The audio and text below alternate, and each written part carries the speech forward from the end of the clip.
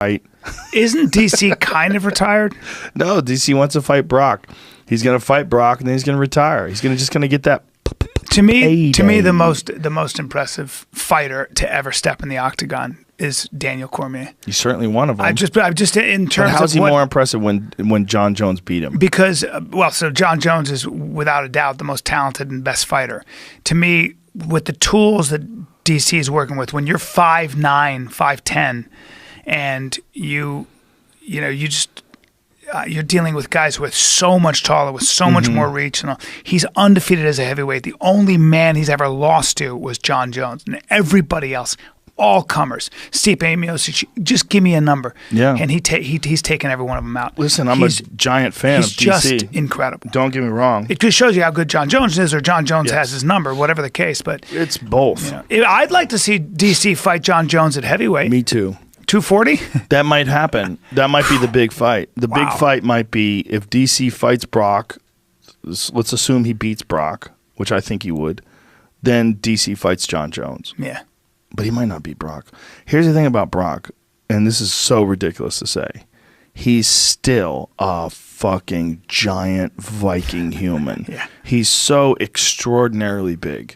Yeah. He's so powerful that if he clips DC, anything can happen. Yeah, but he's going to get punched in the face by DC. And I personally believe that if you are not getting punched in the face and working on patterns and really working on your striking, you get into the ring with a guy like Daniel Cormier who does that every day. True, but we don't know that that's in the jaw. We don't know that's the case. We also know that he has been wrestling with this Michigan State wrestler that's one of the best wrestlers on the planet Earth. This video of him wrestling with this current phenom, and he's training with like real elite world class fighters. But you're Who wrestling knows what in he's the doing octagon with his striking. Yeah, but Daniel Cormier's got that down, and he's also Brock is also the WWE champ, bro. I don't know if you know. There is that. He's throwing people around. There is that. Got hit with a chair. You're right.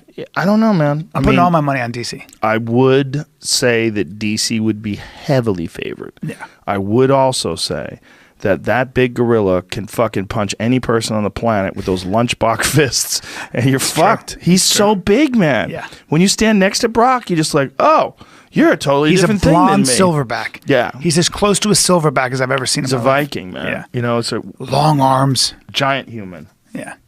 Ridiculous fists. The real question is, I mean, how much has he really been working on his striking in these years that he's been outside of the cage? How much has he much easier to work on your wrestling if you're him than it is striking. Yeah. Striking is a whole different animal. Well, particularly sparring, not just like hitting mitts and hitting the pad, but getting good rounds in against people that can crack. And people that can crack like DC, where he clinches you and then hits you in the clinch. And also learning how to adjust. Like the great fighters that I notice are guys who they come in with a game plan.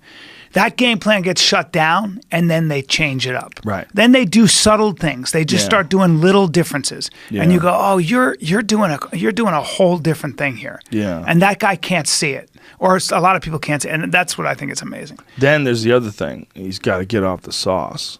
So he got off the sauce. So if he gets off the sauce, now he's 40. And he's been on Mexican supplements for the last few years, for sure. Yeah. And your whole endocrine system is just like, wee, what's going on? Hey, where's my roids? Good luck. Yeah, yeah. I mean, who knows? Who knows?